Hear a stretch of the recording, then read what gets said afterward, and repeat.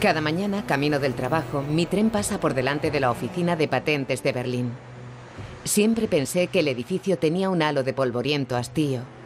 Me recordaba a sellos de caucho y a enormes pilas de papel amarillento. Hasta que un día leí en el periódico algo que lo contradecía. En Estados Unidos se han registrado patentes sobre genes humanos. ¿Patentar un gen?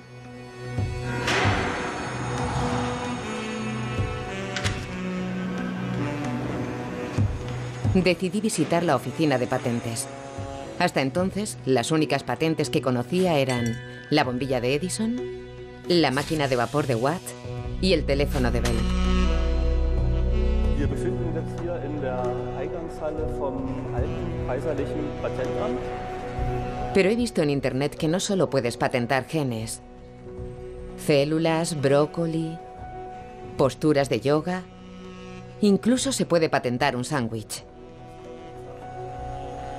En ese momento no era consciente de que mis investigaciones durante los próximos meses me llevarían hasta un mundo de delitos de guante blanco. En la oficina de patentes, descubro que las primeras leyes sobre estos documentos de propiedad industrial e invención fueron aprobadas en Gran Bretaña y Estados Unidos en los siglos XVII y XVIII.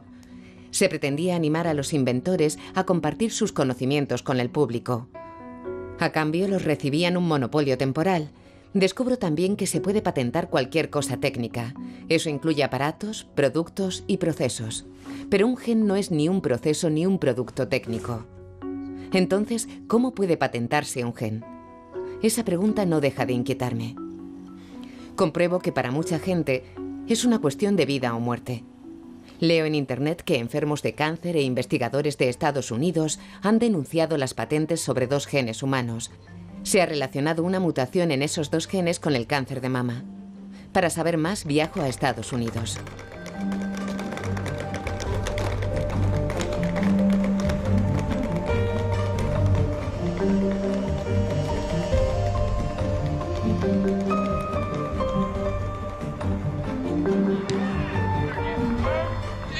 En Nueva York conozco a uno de los abogados implicados. Daniel Revischer creó en 2003 la Fundación Patente Pública.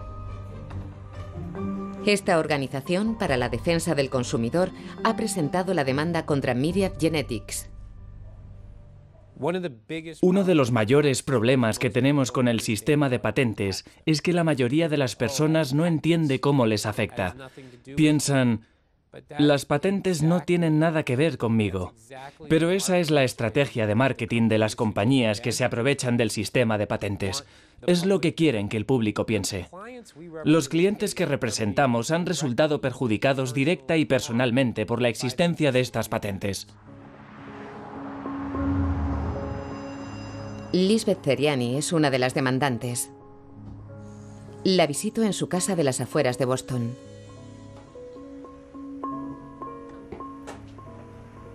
Hace algunos años, a Lisbeth le diagnosticaron cáncer de mama. Sus médicos le recomendaron insistentemente un test genético para saber si su cáncer era de origen genético. En tal caso, tendría un 80% de probabilidades de desarrollar también cáncer de ovario. Pero su aseguradora se negó a pagar el test ofrecido por Myriad Genetics. Le aconsejaron que buscara otro laboratorio.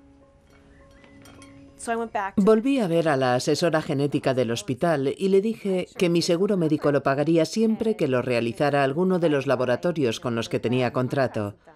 Solo tengo que buscar otro laboratorio.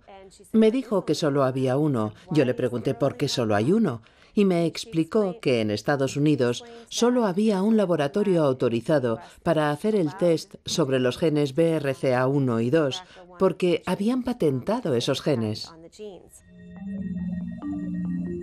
Myriad Genetics registró la primera patente del gen BRCA1 en 1994, tras descubrir su posición en el genoma humano y descifrar su código.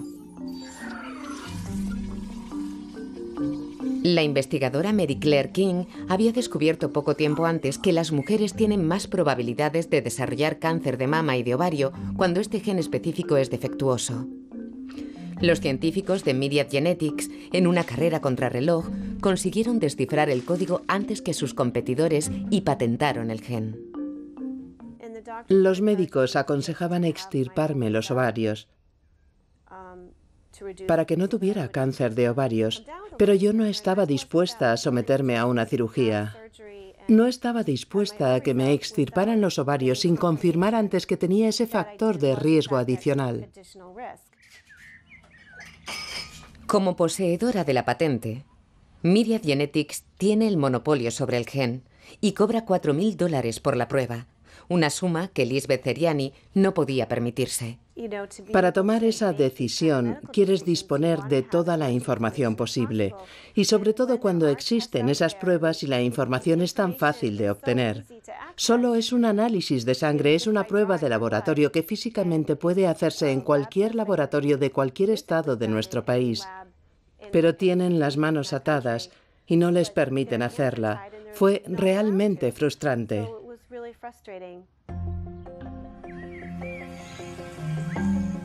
Lisbeth Seriani luchó durante 18 meses para hacerse el test. Pero Myriad Genetics se negó a rebajarle el precio. Al final, tras algunos angustiosos meses, pudo hacerse la prueba gracias a un donante. Y justo a tiempo.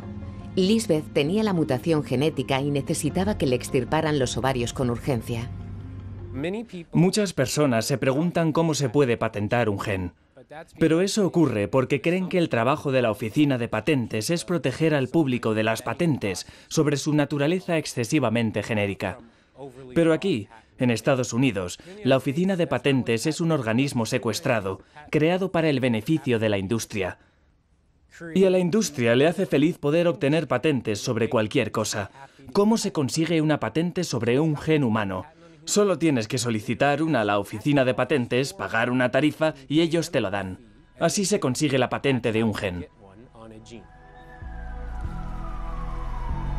Si realmente es tan fácil patentar partes del cuerpo humano en Estados Unidos, ¿no hay algo que funciona terriblemente mal en el sistema de patentes? ¿Qué sentido tienen las patentes? Yo siempre había pensado que servían para proteger a los inventores, algo parecido a los derechos de autor para los escritores y los cineastas.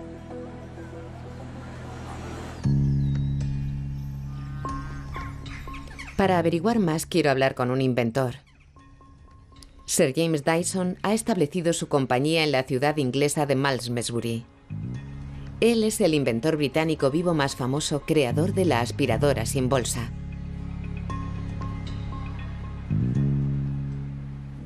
Cuando tenía unos 10 años me hicieron pasar la aspiradora y recuerdo la bolsa y el horrible olor que salía de ella.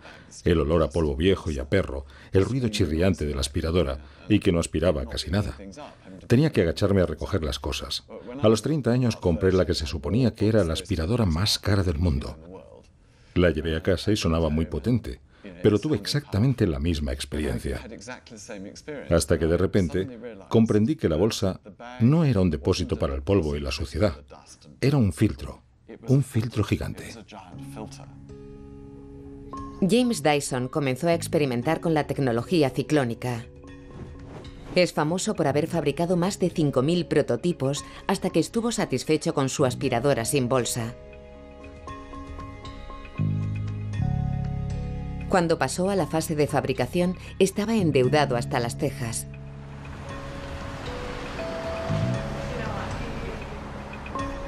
Cuando la aspiradora de Dyson salió al mercado, muchos e importantes fabricantes copiaron su idea. Dyson se vio envuelto durante años en un litigio con la empresa estadounidense Hoover. Uno imagina que las patentes ayudan al pequeño inventor que trabaja por su cuenta, pero no es así. Porque, en primer lugar, cuando no tienes dinero, tienes que endeudarte para desarrollar tu invento y registrar las patentes. Pues bien, registrar una patente en Estados Unidos me costó 100.000 libras, unos 150.000 euros. Solo una patente. Dyson ha protegido la última versión de su aspiradora con casi 200 patentes. Cuando intentas demandar a alguien que te ha copiado, tienes que empezar desde cero porque tienes que demostrar ante un tribunal que lo inventaste tú y que tu patente es válida. Y no es una tarea que puedas tomarte a la ligera, porque consume mucho tiempo, es muy cara y el resultado es absolutamente incierto. Está claro que los inventores como James Dyson no tienen una buena opinión del actual sistema de patentes. ¿Qué queda de la intención original de que las patentes debían fomentar la invención? ¿Qué salió mal? Hoy viajo a Virginia para reunirme con un experto en patentes famoso en todo el mundo. David Martin es un analista de la propiedad intelectual y ha estudiado la evolución del sistema de patentes. David vive en Charlottesville, la ciudad natal de Thomas Jefferson. Jefferson fue uno de los pioneros que más influyeron en la ley americana de patentes. La empresa de David Martin analiza los datos de las oficinas de patentes de todo el mundo y evalúa la calidad y el valor económico de cada patente. En su opinión, el funcionamiento actual del registro de patentes está a años luz de la idea original de Jefferson. Se ha abusado del sistema a escala masiva, sobre todo en los últimos 30 años. David opina que hay que culpar de ello a factores geoestratégicos. El gran cambio fue con diferencia cuando la proliferación de patentes se descontroló. Y eso pasó en 1980, momento en el que Japón superó a Estados Unidos en número de patentes concedidas. Estados Unidos no veía con buenos ojos la idea de que los japoneses pudieran adelantar a sus ingenieros e inventores. Y ante la incipiente ventaja japonesa en cierto número de áreas tecnológicas claves, Estados Unidos cambió su sistema de patentes. Primero, se decidió que las investigaciones académicas fueran patentables. Fue un enorme cambio, y en un plazo muy breve de tiempo, se multiplicó el número de patentes registradas hasta la fecha en toda la historia del sistema de patentes.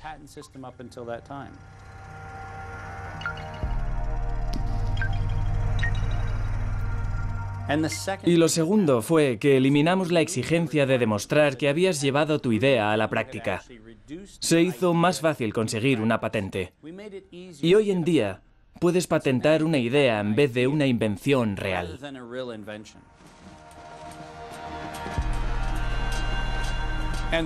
Ahora, la forma de enfrentarnos al crecimiento de Japón y a su desarrollo estratégico es acumular patentes estadounidenses que nos permitan controlar las importaciones japonesas en la frontera. ¿Cómo funciona eso? Toshiba consigue su patente, General Electric consigue su patente, Sony consigue su patente, Ampex, y lo que sucede es que comienzas a ver este universo de destrucción mutua asegurada, creado dentro del ecosistema de patentes en el que la gente no inventa cosas, lo que hace es obtener su versión de la patente. Desde que se aprobaron las primeras leyes sobre patentes, se han concedido más de 85 millones de ellas en todo el mundo.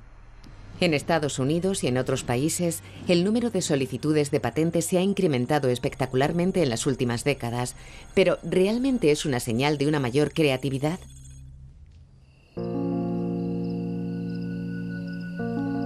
En ningún lugar del mundo se conceden cada año más patentes que en Silicon Valley. El área de la Bahía de San Francisco es la capital mundial de la alta tecnología. Los anodinos suburbios de San José acogen a las mayores empresas de tecnología de la información del planeta, y allí donde hay una de ellas, seguro que muy cerca hay abogados de patentes. Me reúno con Steve Shear, que comenzó a trabajar en Silicon Valley en los años 70 como abogado especialista en patentes. En general, ¿qué es lo que hace una buena patente? Yo tengo que ser capaz de escribir una buena reivindicación de patente, porque al final, las reclamaciones de las patentes serán las que determinen si un competidor está infringiendo tu patente o no. Los abogados de patentes son los mayores expertos. Los mayores expertos en saber cómo usar y manipular las palabras. Ese es nuestro trabajo. Nuestro ejemplo favorito es el enchufe. Todos sabemos que es un objeto formado por dos clavijas y un soporte. Todos sabemos lo que es un enchufe. En una patente se describía como lenguas insertables hermafroditas encajables. Y en otro caso se le denomina varillas fijas longitudinales. Y eso no es todo. En otro ejemplo, dedos interconectables. Lo que sucede es que la gente que abusa del sistema sabe cómo usarlo y cómo explotarlo. Lo que hacen es escribir su solicitud de patente asegurándose de que ninguna de las palabras que utilizan en esa patente coincida con las palabras que se usarían en una ecuación de búsqueda. Y así es como terminan consiguiendo sus patentes. La reivindicación de la patente debe ser lo suficientemente genérica como para que cubra los aparatos que se pretenden copiar, sin mencionar la previa, que invalidaría la solicitud. De forma que caminas sobre una línea muy delgada, redactando una reivindicación que es más restringida que la patente previa, que la oficina de patentes usará contra ti, y lo bastante amplia para proteger a los infractores acusados. Te he dejado sin palabras, ¿eh?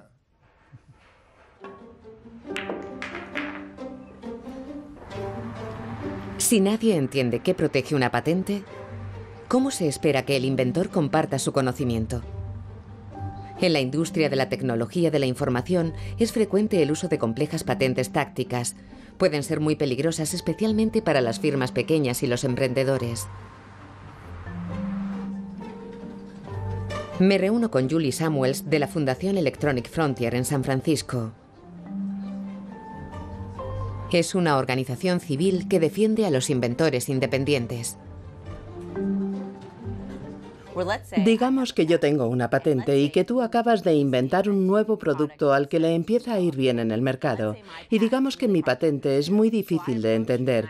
Y yo me acerco a ti y te digo, dame $15.000, $100.000 y desapareceré. No te demandaré, pero creo que estás infringiendo mi patente. Y tú me dices, no estoy infringiendo tu patente, ganaré el caso porque no estoy infringiendo tu patente.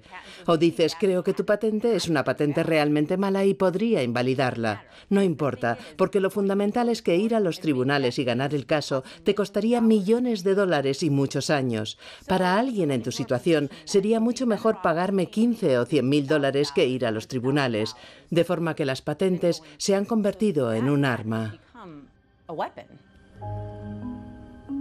Lo que nos ha contado es lo que en el negocio llaman troll de las patentes. Los trolls de las patentes compran patentes con el único propósito de amenazar con pleitos a otras empresas. Eso es completamente legal en Estados Unidos. Los trolls se relamen ante patentes formuladas de forma imprecisa sobre objetos y tecnologías muy básicas y universales. Por ejemplo, un escáner o un sándwich de crema de cacahuete. Puedes conceder un monopolio para el progreso de la ciencia, para la innovación, para hacer una sociedad mejor, para que esos inventos lleguen a la sociedad de forma que todos vivamos mejor.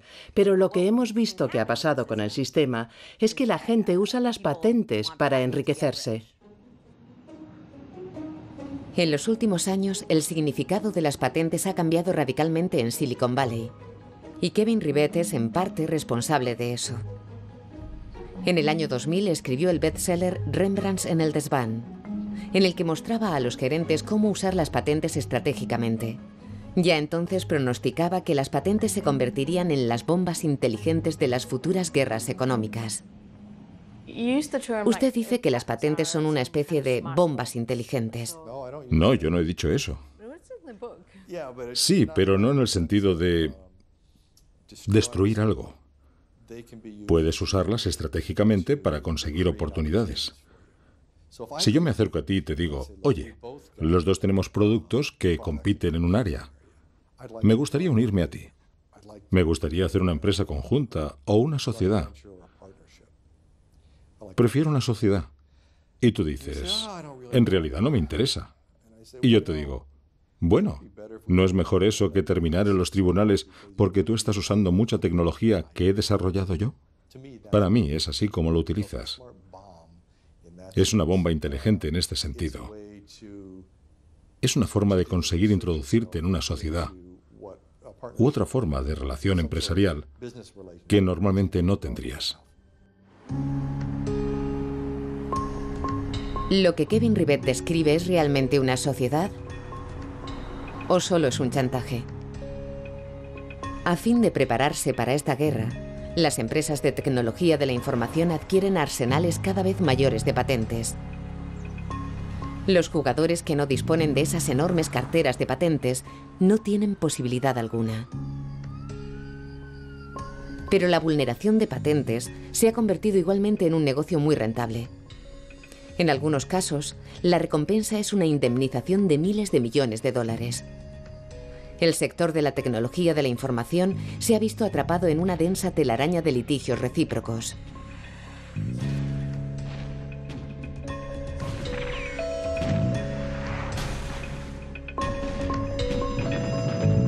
Al final siempre lo paga el cliente. Y aunque las compañías tengan mucho dinero, ¿quién crees que paga los costes de estos pleitos gigantes? El cliente, bien porque recibe menos productos nuevos debido a los recortes en investigación y desarrollo, o bien porque el aparato costará un poco más, debido a que tienen que recuperar los gastos legales. Creo que todo el sistema de demandas por patentes, y puedo decirlo porque ya estoy retirado, todo el sistema de demandas, y hablo de Estados Unidos porque creo que es diferente en Europa, pero en Estados Unidos se ha descontrolado por completo. Algunos aspectos singulares del sistema judicial estadounidense propician esta avalancha de pleitos. A diferencia de Europa, en Estados Unidos los demandantes no corren prácticamente ningún riesgo. Si pierden, no tienen que pagar todas las costas legales como en Europa.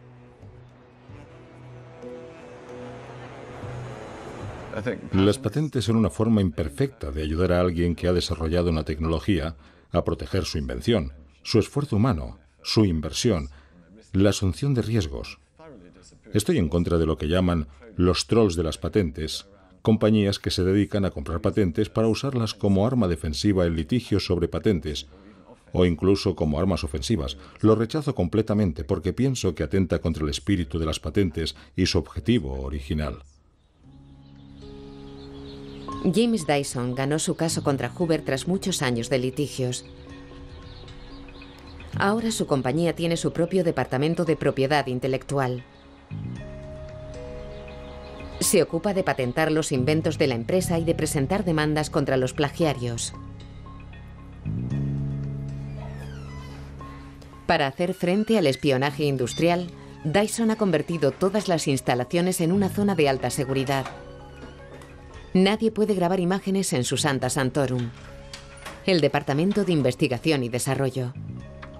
Incluso los ingenieros y diseñadores que trabajan aquí solo tienen acceso a determinadas áreas y desconocen en qué están trabajando sus colegas. En el Departamento de Investigación y Desarrollo de Malmesbury trabajamos 850 ingenieros en un gran número de proyectos diferentes. Este libro contiene todo mi trabajo, todas mis ideas, todos los bocetos y dibujos que hago. Y es muy importante, porque el contenido de este libro podría usarse si fuera necesario en los tribunales, en el caso de una demanda contra alguien, como prueba de la originalidad y de mi autoría de los trabajos que contiene. Nunca me separo de él.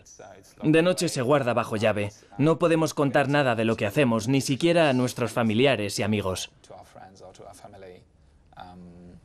Es frustrante, porque nos gustaría hablar de lo que hacemos, porque es un trabajo apasionante y trabajamos en grandes productos. La verdad, nos gustaría compartirlo con nuestros familiares más cercanos y nuestros amigos, pero no podemos, porque entonces nos arriesgaríamos a filtraciones de información.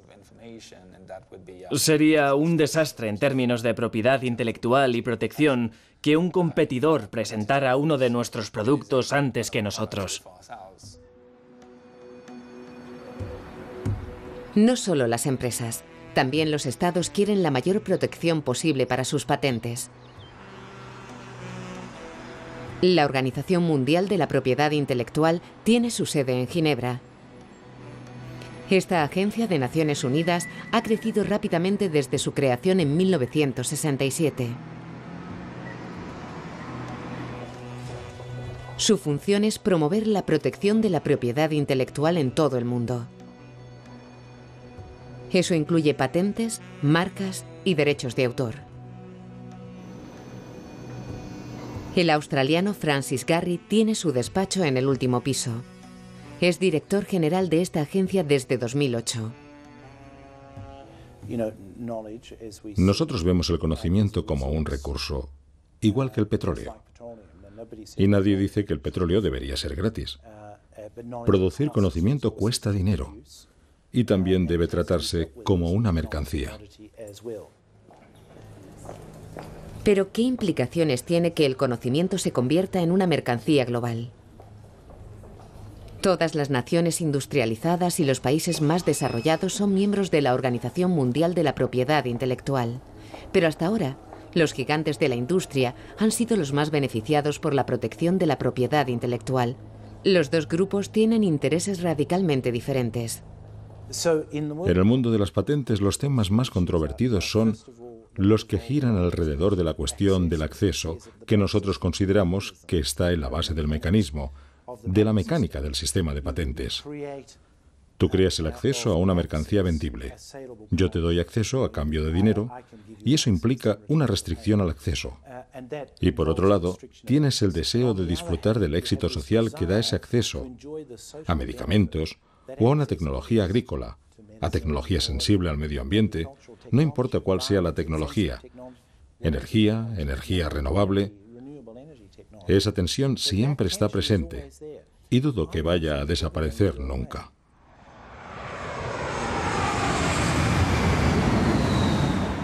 Vuelo a la India para investigar este conflicto entre países ricos y países pobres.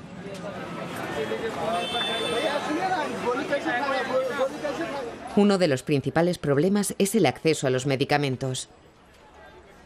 Los patentados por las farmacéuticas son caros y no están al alcance de la mayoría de los habitantes de los países en vías de desarrollo.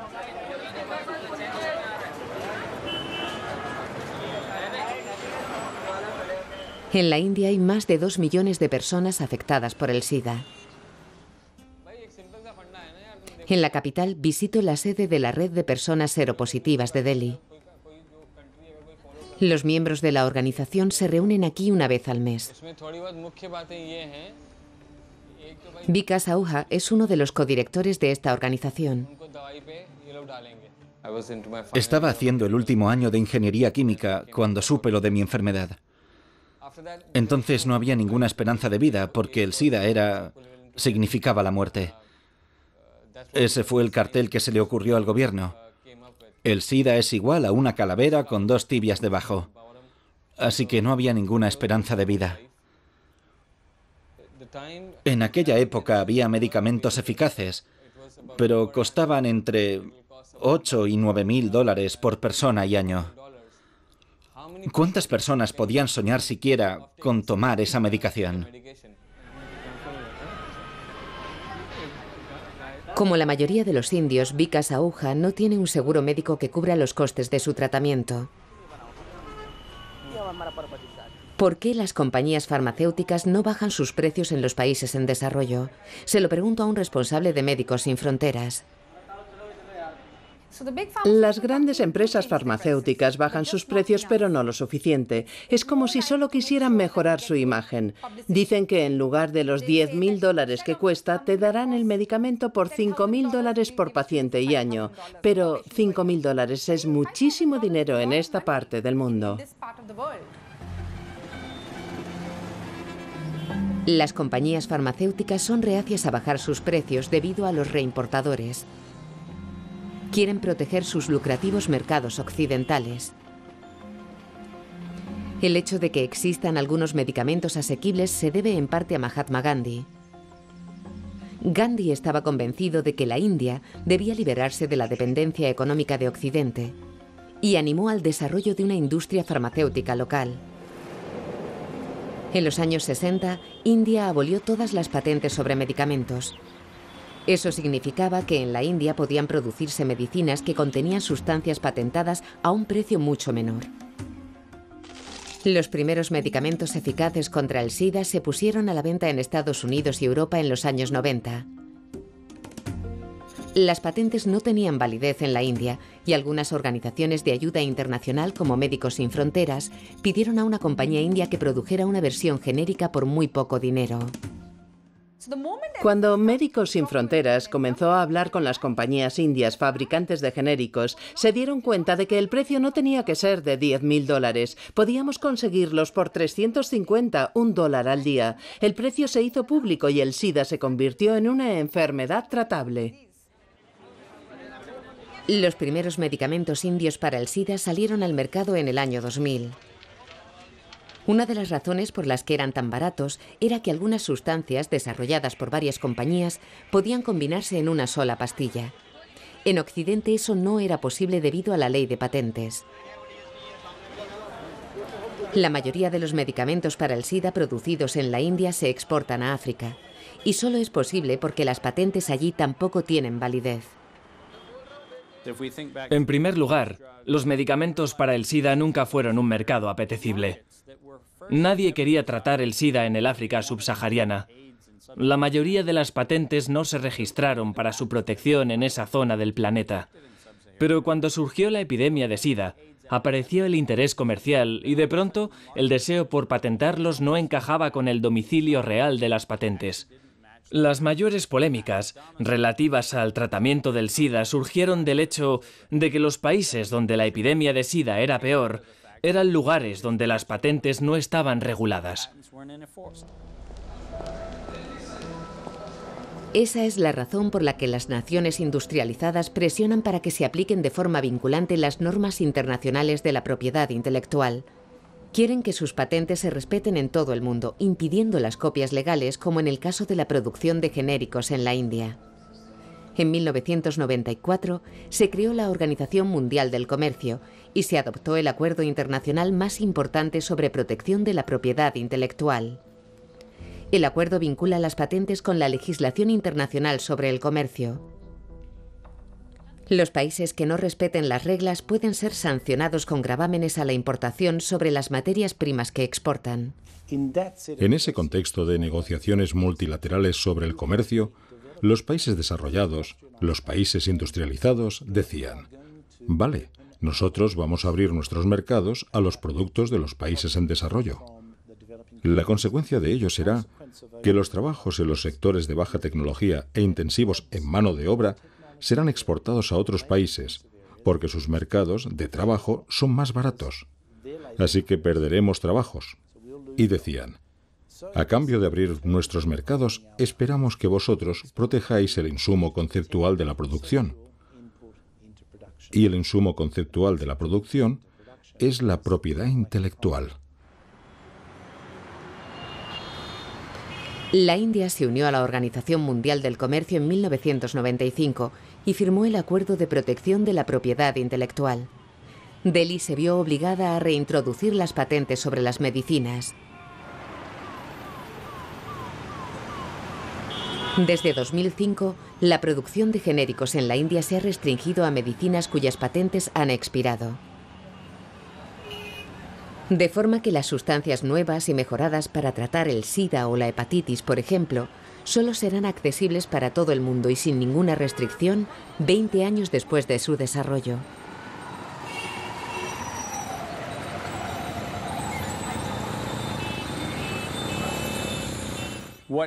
Lo que ha pasado en los últimos años es que los países que tienen compañías extremadamente prolíficas en patentes han intentado influir en los antes llamados países en vías de desarrollo. Quieren que estos adopten las restricciones de los tratados comerciales. Tratados que, básicamente, favorecen a los países tenedores de patentes a costa de los consumidores de los países con los que tienen acuerdos. De forma que los tratados comerciales bilaterales a menudo amplían los derechos de las patentes un poco más de lo que lo harían los acuerdos internacionales de la Organización Mundial del Trabajo o el Tratado de Cooperación en materia de patentes. ¿Cómo puede aplicarse la misma legislación sobre patentes a un medicamento, a un móvil o a una aspiradora? Es obvio que no es equiparable el derecho a la salud con el derecho a tener electrodomésticos. Actualmente los países pobres pagan más por licencias de uso de patentes a compañías del mundo industrializado de lo que reciben en cooperación para el desarrollo.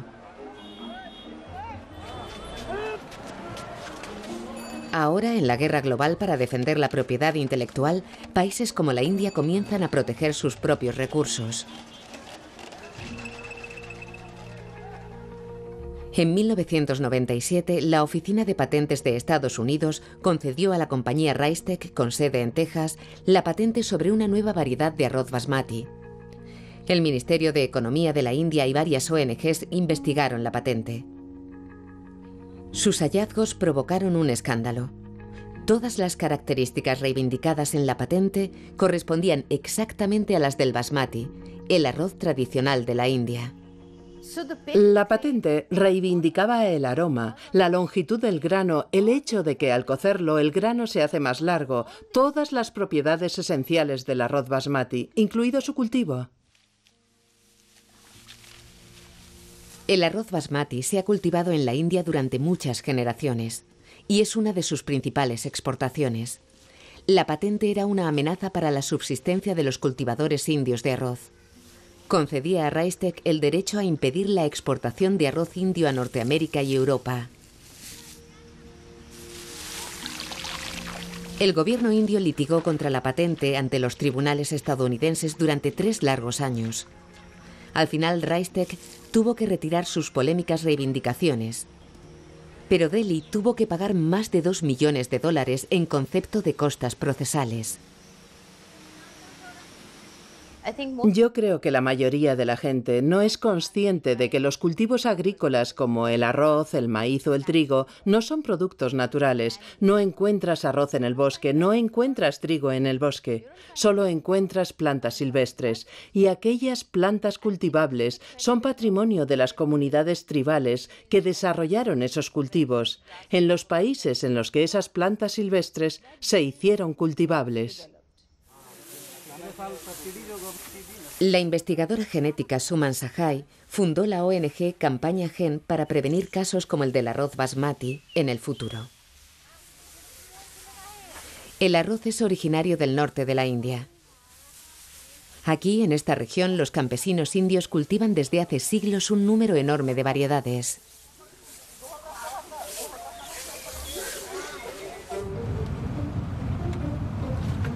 Para proteger la diversidad biológica, Campaña Gen ha creado bancos genéticos y de semillas en muchos pueblos del estado de Jharkhand. También forma a los agricultores en los principios básicos de la investigación científica. 84. Las características de las variedades locales de arroz se documentan en investigaciones de campo. Posteriormente, las plantas son registradas y protegidas como variedad tradicional en una base de datos nacional. Si las compañías que venden semillas quieren usar este material genético, tienen que pagar una licencia al Fondo Genético Nacional.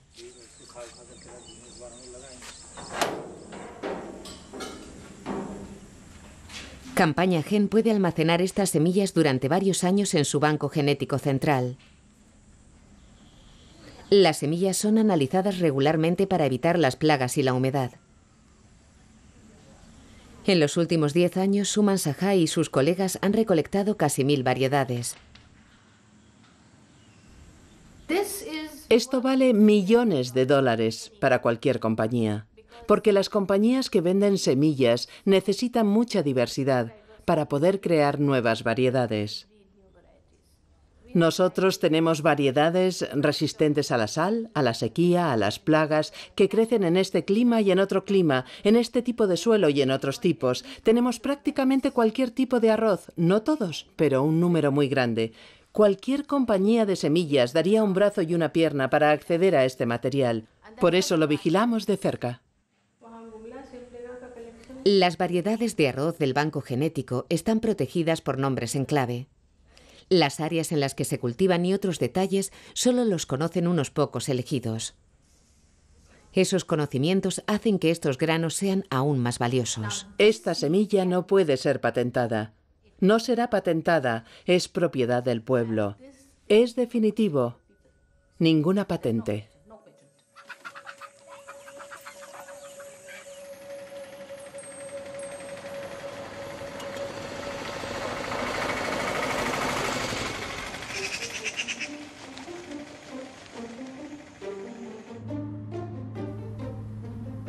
En Mallorca visito al economista Michele Boldrin.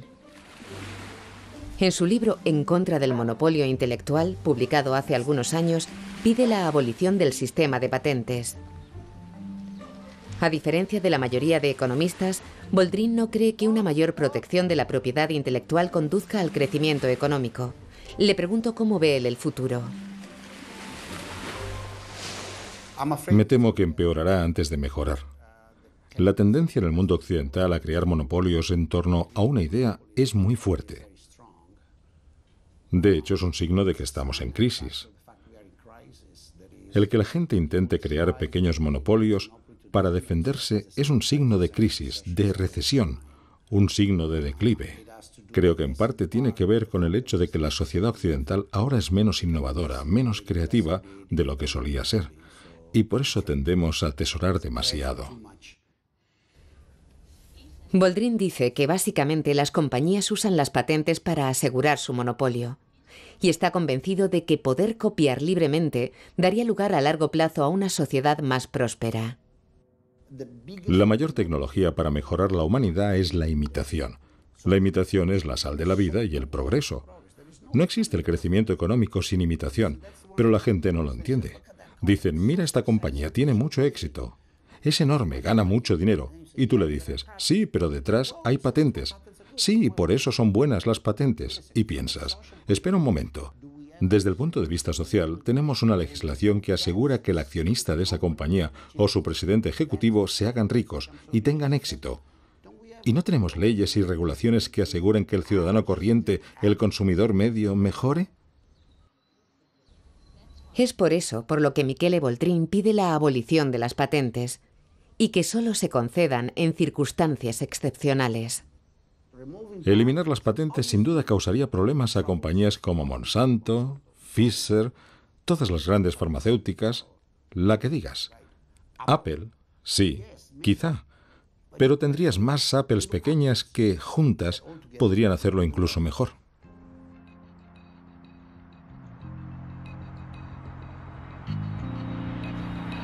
¿Realmente el mundo necesita las patentes para animar a los inventores? Muchas personas en el sector de la tecnología de la información no lo creen. Las comunidades de software libre llevan 30 años desarrollando programas de ordenador con código abierto. Los programas son mejorados continuamente por los miembros de las comunidades. Durante los últimos 5 años han surgido movimientos similares en otros sectores, por ejemplo en la industria del automóvil. En las afueras de Phoenix visito Local Motors. Aquí se fabrican prototipos y series limitadas en un proceso de desarrollo abierto. Creo que podemos mejorar el agarre. Tenemos que conseguir que el punto muerto esté a la altura correcta en la caída de las ruedas delanteras. John Rogers es uno de los fundadores de Local Motors.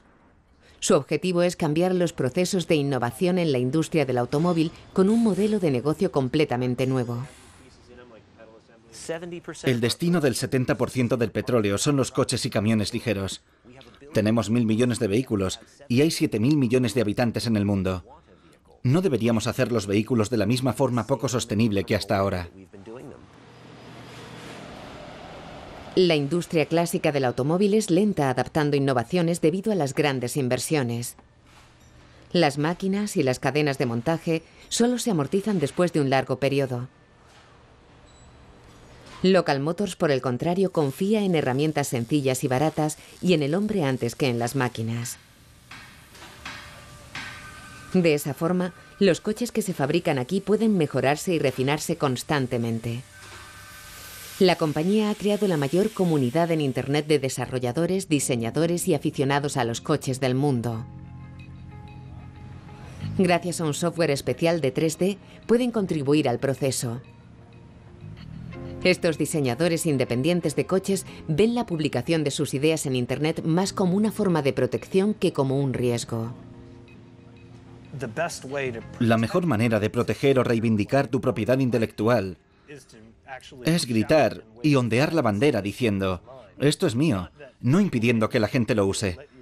Si dejas que lo use, estás reafirmando tu autoría diciendo públicamente, yo tuve esta idea. En vez de jugar con las cartas pegadas al pecho, mientras piensas que tienes algo genial, y 2 semanas después, cuando estás listo para lanzarlo, llega otro tipo y dice, durante los últimos 6 meses he estado trabajando en una idea genial, aquí está. Y tú llevas 1 año trabajando en eso, y ahora has perdido todo 1 año, porque él te ha ganado por la mano. Aunque Local Motors no cree en las patentes, el trabajo de la comunidad sí está protegido mediante un sistema de autorización alternativo.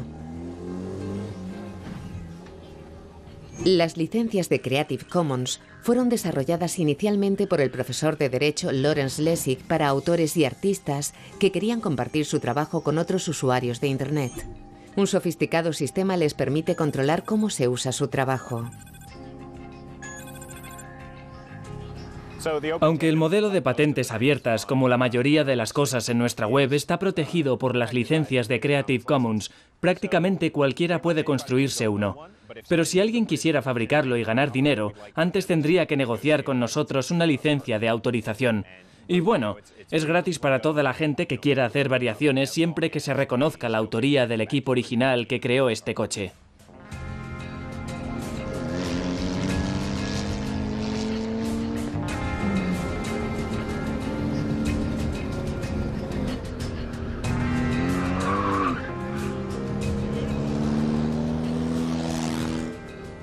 Existe la necesidad de escuchar a las personas creativas y de desarrollar sus ideas porque tienen pocos recursos materiales pero mucho conocimiento. Los inevitables avances con una base social son extensos en conocimientos pero asequibles en lo económico. El experto indio en gestión, el profesor Anil Gupta, ha desarrollado un modelo para la innovación famoso en todo el mundo. Se basa en los recursos creativos de la gente corriente. Los problemas más urgentes de la India no pueden ser resueltos por los departamentos de I+D de las grandes compañías. En este taller, el profesor Gupta ayuda a sus estudiantes a desarrollar una máquina para recoger basura. La recogida de basura en la India sigue haciéndose fundamentalmente a mano. Debemos identificar cuáles son los retos claves. ¿Qué es lo que tenemos que hacer? Anil Gupta fundó la red Abeja Melífera hace 25 años. Hoy está presente en más de 70 países. A través del apoyo a pequeñas empresas emergentes, Gupta promueve los beneficios comerciales del conocimiento colectivo. En este taller en Gujarat, por ejemplo, las motocicletas se transforman en tractores. Si patentas las piedras angulares de una tecnología, ya sea un medicamento, un ordenador o telecomunicaciones, e impides que otras personas puedan mejorarla y desarrollarla, es un error. Eso reprime la innovación. Pero si decidimos que ningún país debe permitir patentar las piedras angulares de la tecnología, serán accesibles para todos, y el sistema de innovación florecería.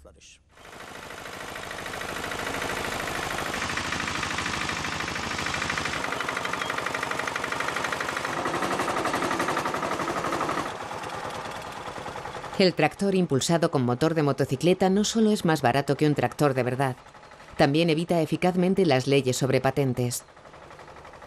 A menudo los repuestos de los tractores están patentados y solo pueden fabricarse bajo licencia. Pero aquí los granjeros pueden fabricar sus propios arados o sembradoras y usarlos con su tractor Gujarati. En toda la región se han creado docenas de talleres de tractores como este.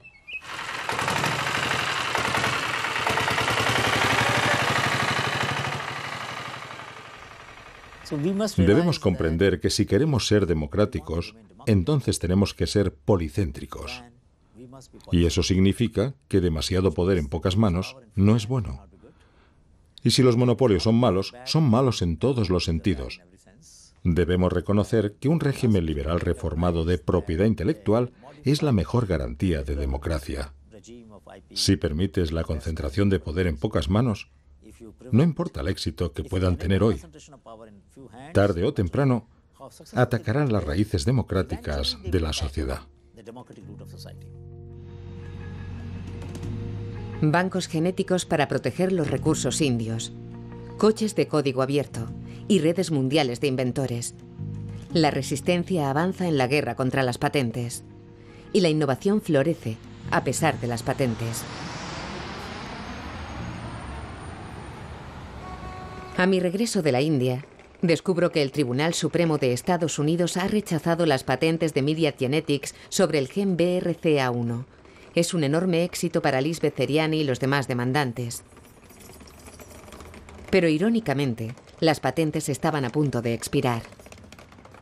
Recordemos que las patentes eran caminos cerrados en el espacio de la innovación pública.